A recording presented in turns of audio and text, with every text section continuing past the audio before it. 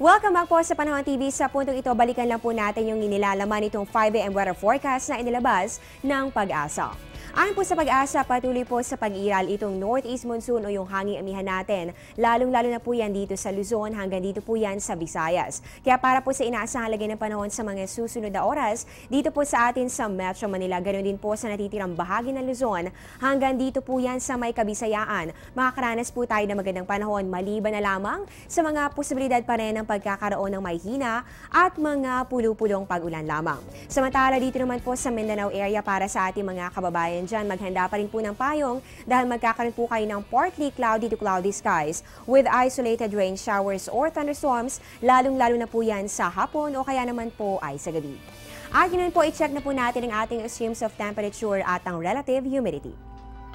Para po sa ating minimum temperature, yan po ay 22.2 degrees Celsius. Alas 6 po yan ng umaga kahapon at ang maximum naman po natin ay umabot ng 30.5 degrees Celsius. Alauna po yan ng hapon.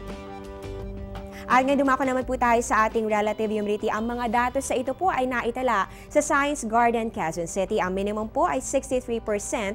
Yan po ay alauna ng hapon at ang maximum naman po natin ay umabot po yan ng 92%. Alas 6 po yan ng umaga. So tandaan po natin na itong relative humidity, yung amount po yan ng moisture o kaya naman po ay ng water vapor. Dito po yan sa ating atmosphere. So maraming salamat po sa pagsama nyo sa amin ngayong umaga. Alam na po natin ang lagay ng ating panahon, kaya dapat alam nyo na rin po kung ano yung mga dapat nating ihanda para maging ligtas tayo sa anumang sakuna sa mga susunod na oras. At bago po ako magpaalam, mabati lang po ako sa isa naming graphic artist. Dito po yan sa Panahon TV. Happy birthday kay George Landayan. Happy birthday, Gigi! Abangan namin yung pakain mo ha, agahan mo para maabutan ko. At mga kababayan, tandaan nyo po na po nyo kami i-like sa Facebook Panahon.tv or follow us on Twitter at Panahon TV. At syempre, welcome kayo sa aming website at www.panahon.tv. Abangan niyo po kami mamaya sa Balitaan Good Morning Boss at sa oras-oras sa Panahon TV Express dito lamang sa Telebisyon ng Bayan. Live mula sa Pag-asa Weather and Fall Forecasting Center, ito po ang Panahon TV kung saan walang pinipiling panahon ang pagbibigay impormasyon.